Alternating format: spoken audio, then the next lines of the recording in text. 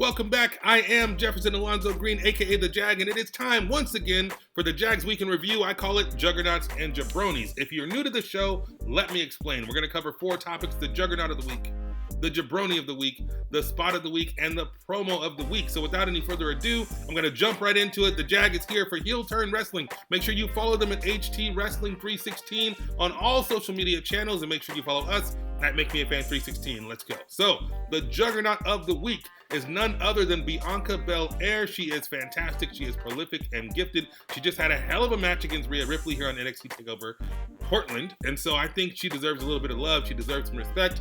After seeing what she did in the Royal Rumble, where she's kicking everybody's butt, taking all kinds of names, throwing people out. I mean, she's a former CrossFit champion. Homegirl is strong. She's in shape. She looks good. She can work a microphone. She is the Juggernaut of the Week. And I believe, and of course the encyclopedia agrees, that she should get called up to the main roster so she can spend some time and travel the road with her man. I think she is that damn talented that she should be on Raw or SmackDown, and she can definitely add something because she's strong, she's intimidating, and she's fierce. And that's why she is the Juggernaut of the Week among a sea of Juggernauts in NXT TakeOver, but more on that in a second. Now, the Jabroni of the Week. You know who this is. Mr. Val Venis, former Attitude Era star. The guy was kind of a big deal back in the Attitude Era days, but he hasn't done diddly since. He's been in the milk carton. He's been missing. Nobody knows. Nobody cares about Val Venis. I haven't seen him. I haven't heard from him.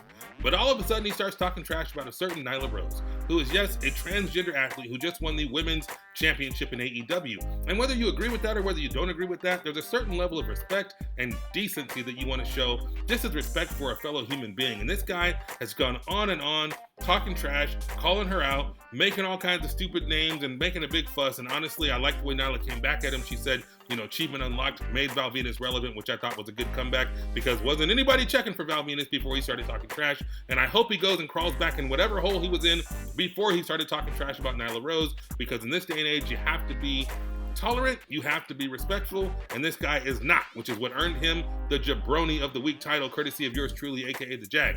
Now, for the promo of the week, we've got to talk about Mr. Dustin Rhodes, aka Dustin Rhodes, at AEW. Homeboy worked the mic for a very short promo, but it was very effective, and he kind of, he had my heart because everybody wants to see Jake Hagar get his butt kicked.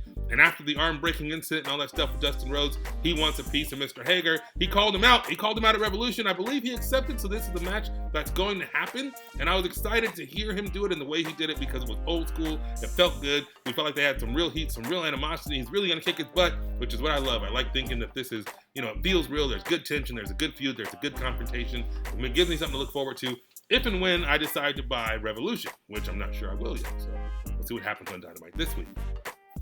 Last but not least, the spot of the week is a tough one because NXT TakeOver Portland was fan-freaking-tastic. There were a ton of spots, ton of cool, memorable moments in that show. It's kind of hard to drill them all down, but I think the thing that popped me the most, the thing that got me out of my chair and made me most excited was the double spirit bomb between Keith Lee and Dijakovic. When he hit that second spirit bomb and Mr. Dijakovic kicked out, I was like, son of a biscuit, this is a hell of a match. I couldn't believe it. And I'm kind of have a problem with people kicking out of finishers. It bugs me a little bit. But you know what? In the storytelling of this one, it worked. These guys have a history. They know each other well. They're two big guys beating the stuffing out of each other. They had some amazing high spots. That whole freaking match could be spot of the week. But that double spirit bomb, that kicking out of that double spirit bomb was fantastic. Mr. Lee and Mr. Dijakovic are prolific and gifted. So they get my spot of the week. So that's going to do it for Juggernauts and Jabronis for this week. I know I've been missing in action, a lot of things going on. Life's been hectic, but I'm going to try to get back to it and do this on a more consistent, regular basis. If you're watching this on Heel Turn Wrestling, make sure you tune in next week